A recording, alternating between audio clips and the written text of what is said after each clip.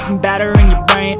That's why I say, fake it till you make it A. And if you play that game, then you just might make a change. Rearrange all the bad to okay. Take the worst thoughts saying, turn them to a game. Take the best thoughts saying, put them on display. On repeat in your brain till you're feeling no more pain. Never slow yourself down, you can do some more. Push past all the pain and you'll find a door. Open it up and finally explore everything that you thought you could never do before. And even when you feel low, you can still go. Even when you feel slow, you can still go. Even when there's no hope, you can still go. I never answer to no, man, I still go. Go, go, go, go, go, go, go, go, go, go, go, go, go, go, go, go, go. Feel low, you can still go. Go, go, slow, you can still go. Go, there's no hope, you can still go. I never answer to no, man, I still go. Dapat dito ka sa no RFID. Sana maskan, sana maskan, sana maskan. Oh, invalid tag. Bruh. Naubusan ng load, idol.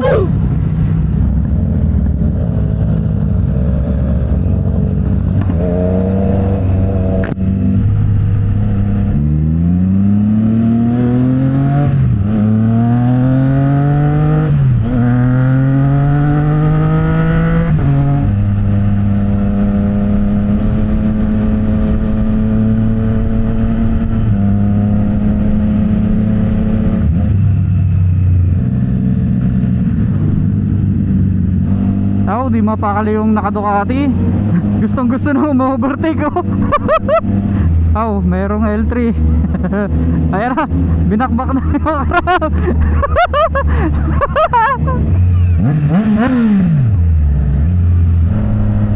Sige, hintayin ko sila dito sa kanto. Kakaliwa dyan, di ba?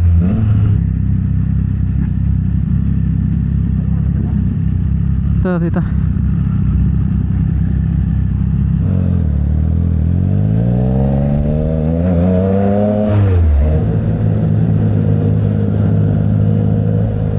Pang off-road na naman yung kay Daniel na sport bike. Lugi na naman.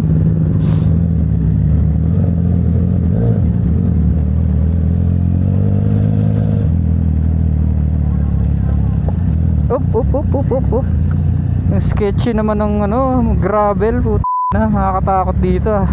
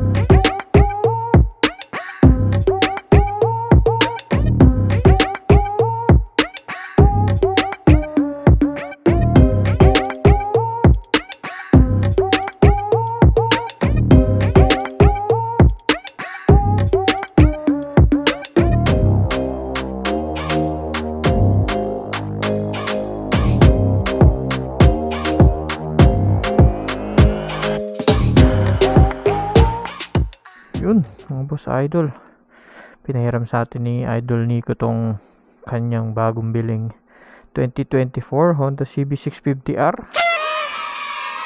Try natin. First ride impressions. Ayun, medyo tip 2 tayo, pero di naman ganun kalala. Pakita ko na lang maayos sa inyo sa ibang shot paano itsura natin pag nakasakay. Ang height po natin ay 5'6", Yan, ganito po itsura natin. Tara. Bilis makuha ng neutral na ito ah.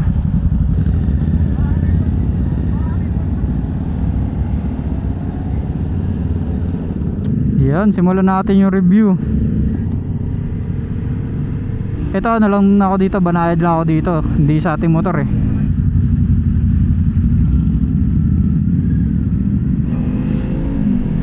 Yun! Anong RPM ka nagsiship dito, Idol Nico? 7,000? Ah, okay, sige. Sarap naman dalhin nito, parang sobrang ang taba kasi ng tangke, ang sarap ipitin ng legs. That's what she said. Hindi kasi yung tangke ang laki. Parang saktong-sakto sa legs ko. Parang medyo sporty yung nito ah. Medyo naka-lean ako forward ah. Solid yung mga controls, parang tactile talaga. Medyo ilang pa ako sa motor eh. Pag sa highway na. Ayos din yung engine brake nito, ramdam ah. Hindi mo mararamdaman yung engine brake dyan sa Trident eh. Lakas din ng hatak pala nito eh. Ayun na yung Trident.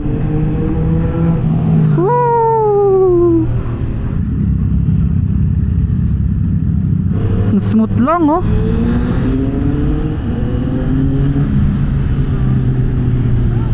Tayo may lumalabas.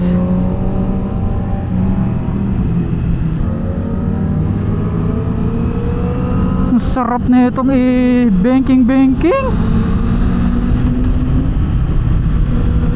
Ramdam na ramdam ko kapag kumagat sa gear eh. Ganito yung gusto ko eh. Sarap nung pag shift nito. Ramdam na ramdam mo. Ganda nung hugis nung tangke. Yung mga controls solid.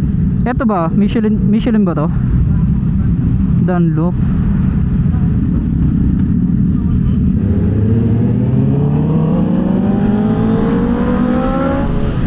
Sarap dalhin na ito. Sabi nung iba wala daw power tong CB650 sa low RPM, pero meron pa rin eh. Ramdam ko pa din eh. Yun lang mga idol, ramdam natin sa bum natin yung vibration.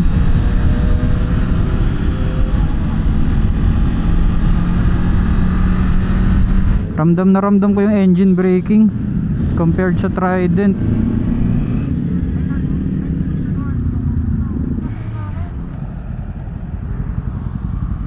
Sarap na ito, ang gaan lang sa pakiramdam. Ayan, hintayin natin sila. Gaan sa pakiramdam oh, sobrang nimble.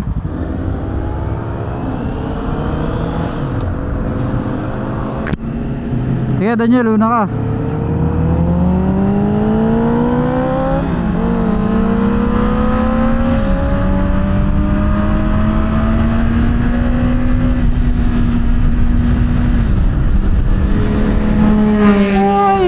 Guguhit. Pag sa mga humps di naman masama, ramdam mo pa rin pero medyo soft. Sarap na ito, sobrang komportable ah. Ang lambot ng lahat, pero alam mo yung malambot pero matigas. Parang may bigat siya na ramdam mo yung premium quality. Iba talaga pag Honda. Ang ganda na rin ng TFT display oh, kitang kita.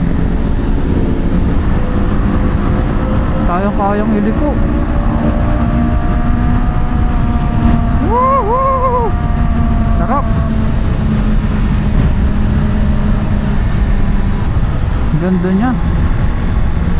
Sarap niyang dalhin, lambot.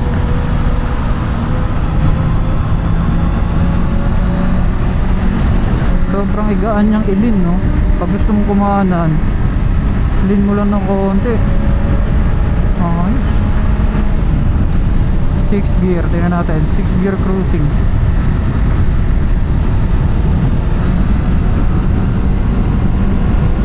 $5,000 RPM.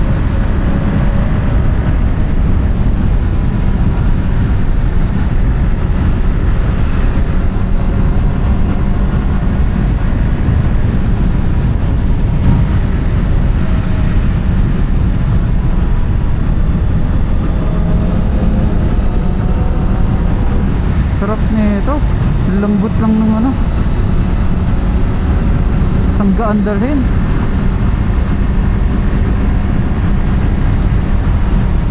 Yan lang, talagang ramdam mo yung vibration sa upuan. Nakakakilit eh, pero hindi naman siya uncomfortable.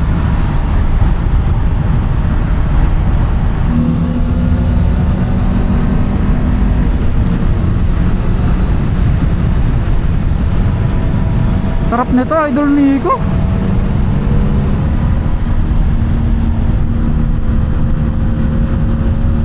Ano lang tayo muna, banayad lang. Banayad review. Lubak! Ayun! Ramdam mo pa rin yung lubak. Pero actually malambot yung suspension niya. Lambot. Lambot pero firm. Wala lang tunog kasi naka-stock exhaust pa. Grabe yung tahimik nga lang. Sarap ihiga na ito oh. Ito kasi parang nalalambutan ako dito. Malambot siya pero kapag yung pero pag yung gumigilid ka na, hindi naman siya yung mabouncy. Pero ano, sobrang komportable. Sobrang lambot pati ng upuan niya.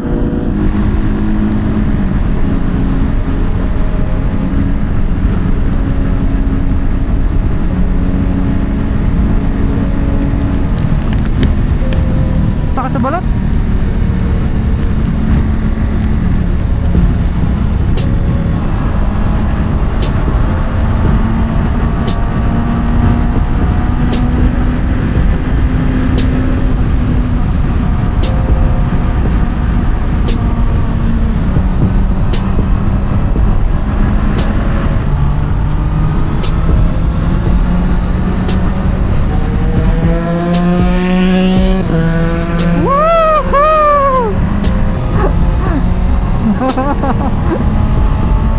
Sarap!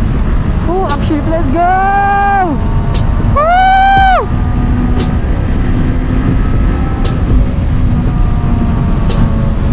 Sarap!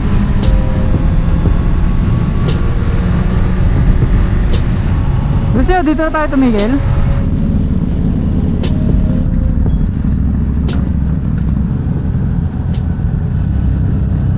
Sarap dalhin nito, Idol. Pag RPM, yung high RPM na, papaganon talaga ako eh. Pero hindi ko naman ni redline. Final toss natin dito sa 2024 Honda CB650R. Sobrang na-impress ako dun sa build quality ni Honda. Yung feel ng handlebars, yung mga button controls, malambot na upuan. Mararamdaman mo yung quality niya eh, kahit sa unang upo mo pa lang. Satisfying yung tunog, yung pakiramdam kapag nag-shift ka ng gears. Iba kasi yung feeling sa Trident eh. Smooth yung kay Trident kapag nag-shift ka. Siguro magdedepende yun sa inyo kung ano yung mas gusto nyo, kung smooth ba o katulad ko na gusto ko yung may parang feedback, parang tactile kapag magpapalit ako ng gear. Sa suspension naman, sobrang komportable, malambot siya pero hindi siya matalbog. Feeling ko kahit siguro isang oras na biyahe, hindi ka kaagad-agad mapapagod. Pero yun lang, nabanggit ko kanina sa ride, ramdam mo yung vibration sa upuan kapag umaarangkada ka na. Well, hindi naman siya malala, pero mapapansin mo siya. Isa sa pinaka natuwa ako ay yung kung gaano siya kagaan dalhin. Yung feeling na mag-lean ka lang ng konti, susunod na agad siya. Ang ganda ng balance ng motor. Hindi na natin masyado na test sa cornering kasi puro expressway yung dinaanan natin eh. Pero sure ako na sobrang ganda na ito kapag sa twisties na. Panghuli yung engine. Sa akin nasa beginner, feeling ko wala pa sa kalahati ng power yung nagamit ko nung sa ride eh. Hindi ka mabibitin sa power. Mapapansin mo na lumalakas na yung hatak niya kapag nasa 6,000, 7,000 RPM ka na. Di natin na itodo ng piga kasi hindi tayo may-ari ng motor. Pinahiram lang sa atin, tsaka sobrang bago pa, wala pang 300 kilometers ang odo. Pero mararamdaman mo na marami pa siyang mabibigay kapag piniga mo pa. Overall, hindi ka madidisappoint dito sa 2024 Honda CB650R. At doon na po magtatapos ang ating initial ride impressions. Hanggang sa muli mga boss idol. Kita-kits po tayo sa susunod na ride. Ride safe po. Even when you feel low, you can still go. Even when you feel slow, you can still go. Even when there's no hope, you can still go. I never answer to no, man, I still go. Go, go, go, go.